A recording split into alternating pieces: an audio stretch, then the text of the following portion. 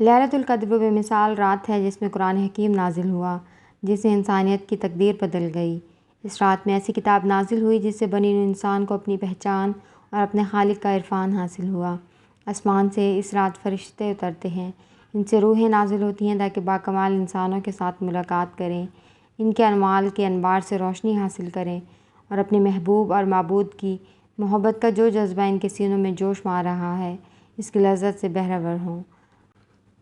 حضرت انس رضی اللہ تعالیٰ عنہ سے روایت ہے کہ نبی اکرم صلی اللہ علیہ وسلم کا ارشاد گرامی ہے کہ لیلۃ القدر کو جبرائیل علیہ السلام فرشتوں کے ایک جم غفیر کے ساتھ اترتے ہیں اور ملائکہ کا یہ گروہ ہر اس بندے کے لیے دعائے مغفرت اور التجائے رحمت کرتا ہے جو کھڑے ہو کر یا بیٹھے ہوئے اللہ تعالیٰ کے ذکر میں مشغول ہوتا ہے۔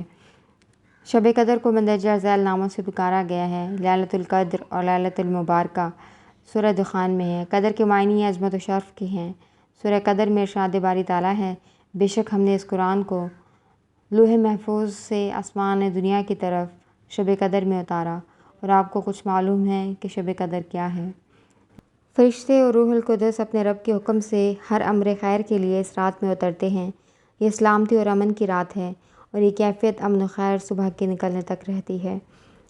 حضرت ابو ذر سے اس شب کے بارے میں دریافت کیا گیا تو انہوں نے کہا، حضرت عمر رضی اللہ تعالیٰ عنہ، حضرت حذیفہ رضی اللہ تعالیٰ عنہ اور صحابہ کرام سے بہت سے لوگوں کو اس میں کوئی شک نہ تھا کہ وہ رمضان کی 27ویں رات ہے۔ حضرت عبداللہ بن عباس رضی اللہ تعالیٰ عنہ کہتے ہیں کہ رسول اللہ علیہ وسلم نے فرمایا، اسے رمضان کی آخری 10 راتوں میں تلاش کرو، جبکہ مہینہ ختم ہونے میں 9 دن باقی ہوں، یا 7 دن یا 5 دن باقی ہوں۔ اکثر اہل علم نے اس کا مطلب یہ لیا کہ حضور کی مراد طاق راتوں سے تھی۔ حضرت ابو بکر رضی اللہ تعالیٰ عنہ سے روایت ہے کہ 9 دن باقی ہوں، یا 7 دن یا 5 دن یا 3 دن یا آخری رات، مراد یہ تھی کہ ان تاریخوں میں لیلۃ القدر کو تلاش کرو۔ حضرت عائشہ رضی اللہ تعالیٰ عنہ سے روایت ہے کہ رسول اللہ صلی اللہ علیہ وسلم نے فرمایا، شب قدر کو رمضان کی آخری 10 راتوں میں سے طاق راتوں میں تلاش کرو۔ حضرت عائشہ اور حضرت عبداللہ بن عمر کی یہ بھی روایت ہے کہ رسول اکرم صلی اللہ علیہ وسلم نے تعزیز رمضان کی آخری 10 راتوں میں اعتکاف فرمایا۔ حدیث مبارکہ ہے، جو شخص شب قدر سے محروم ہو گیا گویا پوری بھلائی سے محروم ہو گیا، اور شب قدر کی خیر سے وہی محروم ہوتا ہے جو کامل محروم ہو۔ امام غزالی اپنی کتاب میں ارشاد فرماتے ہیں کہ حضرت انس رضی اللہ تعالیٰ عنہ سے روایت ہے کہ جناب رسول کریم صلی اللہ علیہ وسلم نے فرمایا، جب لیلۃ القدر آتی ہے تو حضرت جبرائیل علیہ السلام فرشتوں کی جماعت کے ساتھ زمین پر اترتے ہیں اور کھڑے ہو کر یا بیٹھ کر ذکر اللہ کرنے والے کے لیے دعا کرتے ہیں اور ان کو سلام کرتے ہیں۔ حضرت ابو ہریرہ کا فرمان ہے کہ لیلۃ القدر میں زمین پر کنکر سے زیادہ تعداد میں فرشتے نازل ہوتے ہیں، چنانچہ ان کے نازل ہونے کے لیے آسمان کے دروازے کھول دیے جاتے ہیں۔ حضرت ابن عباس رضی اللہ تعالیٰ عنہ سے روایت کرتے ہیں کہ نبی اکرم صلی اللہ علیہ وسلم نے ارشاد فرمایا، جب شب قدر آتی ہے تو حق تعالیٰ حضرت جبرائیل علیہ السلام کو حکم فرماتے ہیں، اپنے ساتھ سدرہ پر رہنے والے 70,000 فرشتوں کو لے کر زمین پر اتر جاؤ۔ فرشتوں کے پاس نور کے جھنڈے ہوتے ہیں۔ پھر جب یہ فرشتے زمین پر اترتے ہیں تو حضرت جبرائیل علیہ السلام اور تمام فرشتے 4 جگہ اپنے جھنڈے گاڑ دیتے ہیں، کعبہ اقدس کے پاس، روضہ اطہر علیہ السلام کے پاس، مسجد بیت المقدس کے پاس اور مسجد طور سینا کے پاس۔ پھر حضرت جبرائیل علیہ السلام فرشتوں کو دنیا میں پھیل جانے کا حکم فرماتے ہیں۔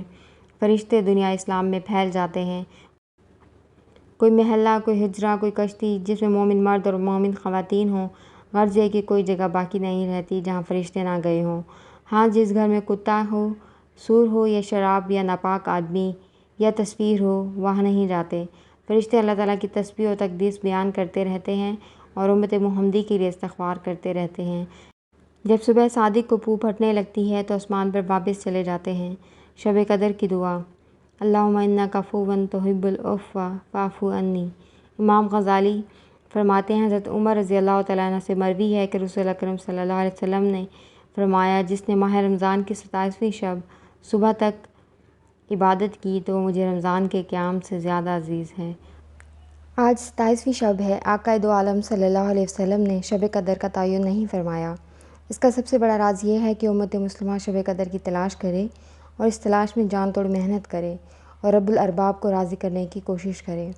تاہم خیال کے مطابق آج کی رات شب قدر ہو سکتی ہے۔ اس سلسلے میں مختلف توجیہات پیش کی جاتی ہیں، جن میں سے عام طور پر ایک دلچسپ عددی ثبوت پیش کیا جاتا ہے۔ عدد 27 کے جزوی اعداد 7 اور 2 کو جمع کیا جائے تو حاصل جمع 9 آتا ہے۔ سورہ قدر میں جملہ لیلۃ القدر کے کل حروف 9 ہیں۔ سورہ قدر میں جملہ لیلۃ القدر 3 بار دہرایا گیا ہے۔ اگر ہم 9 کو 3 کے ساتھ ضرب دیں تو حاصل ضرب 27 آتا ہے، یعنی 9 × 3 = 27۔ لہٰذا یہ تصور کیا جاتا ہے کہ رمضان کی 27ویں شب ہی لیلۃ القدر ہے۔ قرآن کریم میں اعداد کو خصوصی اہمیت حاصل ہے۔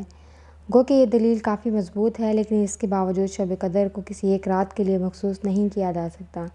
ایسا کرنا اللہ اور اس کے رسول صلی اللہ علیہ وسلم کی اصل حکمت کے خلاف ہوگا۔ تاہم ایک بات واضح اور یقینی ہے، اگر آپ کو اس سے پہلے آنے والی راتوں میں شب قدر نہیں مل سکی تو یہ رات یعنی 27ویں شب آپ کے لیے یقیناً ایک خاص رات ہو سکتی ہے۔ اس لیے 27ویں شب کو جتنا ہو سکے وقت عبادت میں گزاریں اور زیادہ سے زیادہ نوافل کا اہتمام کریں۔